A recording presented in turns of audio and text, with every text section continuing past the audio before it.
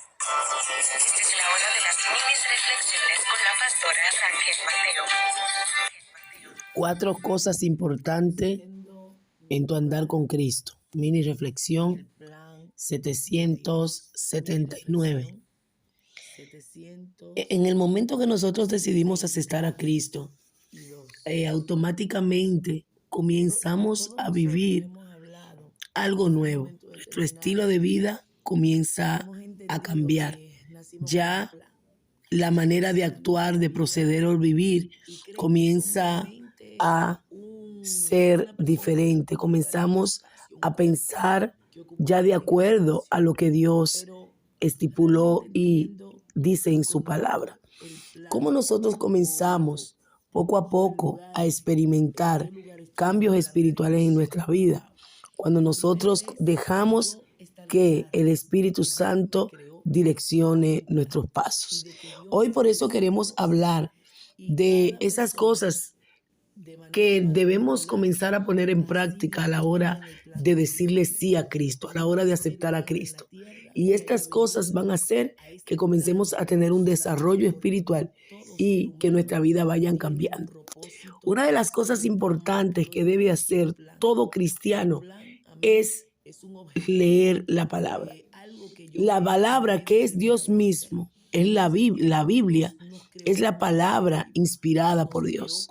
O sea, hombres y mujeres llenos del Espíritu Santo, Dios lo usó para que pudieran escribir la Biblia. Y si nosotros leemos la palabra, estamos conociendo quién es Dios.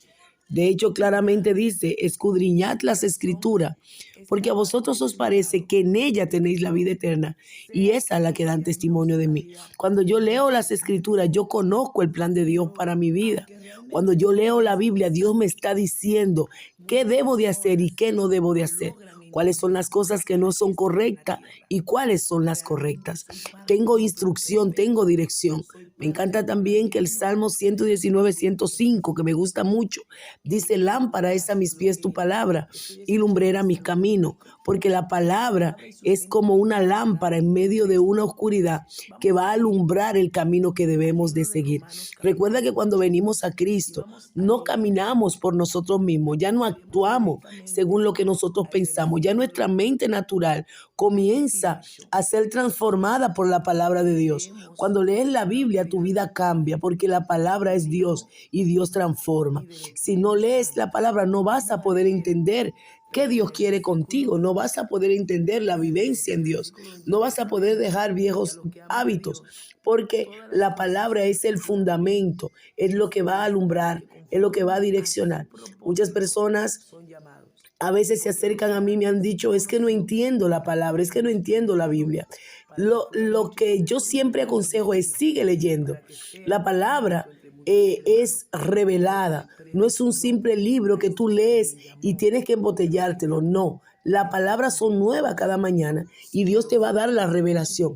Quizás en un momento determinado al iniciar hay cosas que tú no entiendas, pero Dios más adelante te la hará a entender. Solamente escudriñala, pide ayuda, oriéntate, acércate a personas que conocen la palabra y que tienen la revelación de ella. Porque no solamente es leer la palabra, es tener la revelación.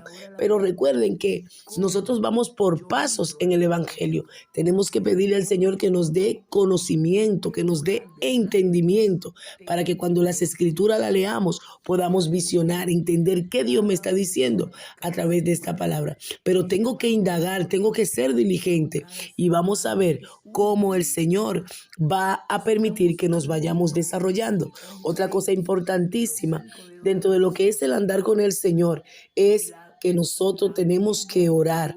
Si yo no oro, no puedo.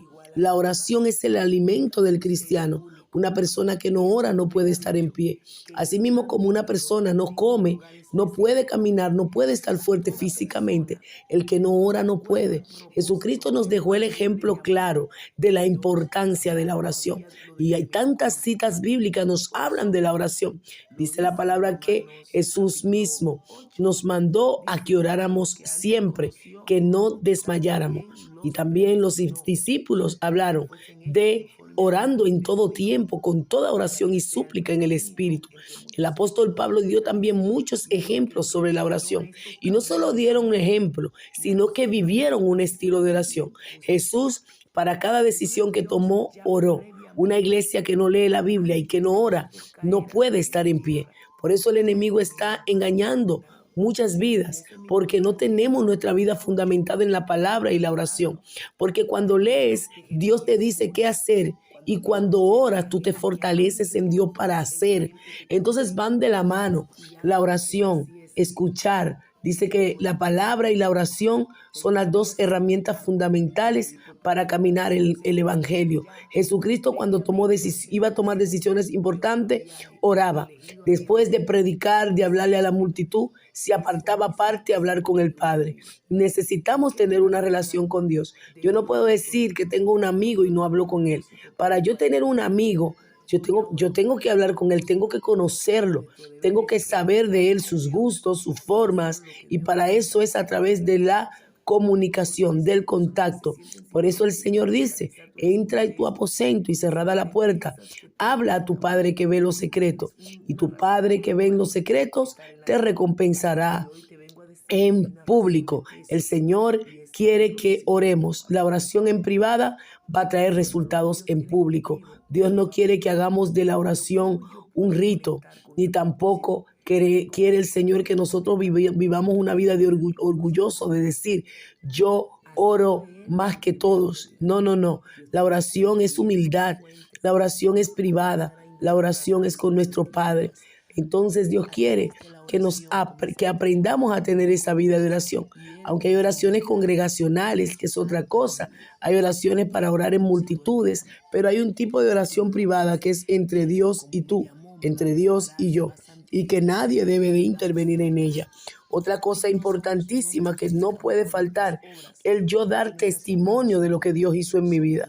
¿Qué hizo Dios de mí? No te quedes callado, habla, proclámale al mundo de que Dios cambia, de que Dios salva, de que Dios te limpió, de que Dios hizo en ti esa obra extraordinaria. Y cuando tú hables a otros, entonces los demás vendrán y tendrán que reconocer que Dios está en tu vida. No te quedes callado, predica, proclama, testifica, habla. Porque cuando hables, entonces las vidas podrán ser impactadas por lo que Dios hizo en ti. ¿Sabes qué? Muchas personas necesitan escuchar lo que Dios ha hecho en tu vida. No te quedes callado, proclámalo, testifícalo, agradece. Y otra cosa importante que tenemos y necesitamos es poner en práctica lo que aprendemos. Cuando yo leo, cuando yo oro, cuando yo testifico, yo también tengo que poner en práctica. La lectura me dice que tengo que vivir para Dios. Entonces, a través de mi vivencia, tengo que demostrar que vivo para Dios. Yo tengo que ser una persona leal, una persona responsable, una persona honesta. Se tienen que ver los frutos, dar frutos dignos de arrepentimiento. Y vamos a ver que esas características van a hacer que nuestras vidas sean impactadas. Yo quiero leer rápidamente una lectura que se encuentra en el libro de los Hechos, en su capítulo 13. Y vamos a leer el verso 1 al 3. Había entonces en la iglesia que estaba en Antioquía profetas y maestros: Bernabé, Simeón, el que se llamaba Níger, Luciano de Cirene, Manaén, el que se había criado junto con Herodes el tetrarca, Saulo. Ministrando estos al Señor en ayuno, dijo el Espíritu Santo: apartadme a Bernabé y a Saulo para la obra a los que le llamé. Entonces, habiendo ayunado y orado, les impusieron las manos y lo despidieron. Aquí estamos viendo cómo en medio del recurso de la oración vino la respuesta, vino la dirección.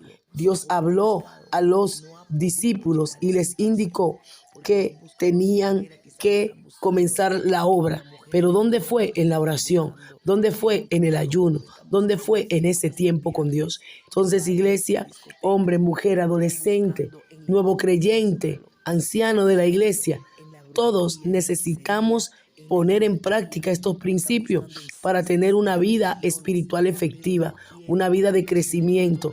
Y otra parte importante que no quiero dejar de mencionar es congregarme.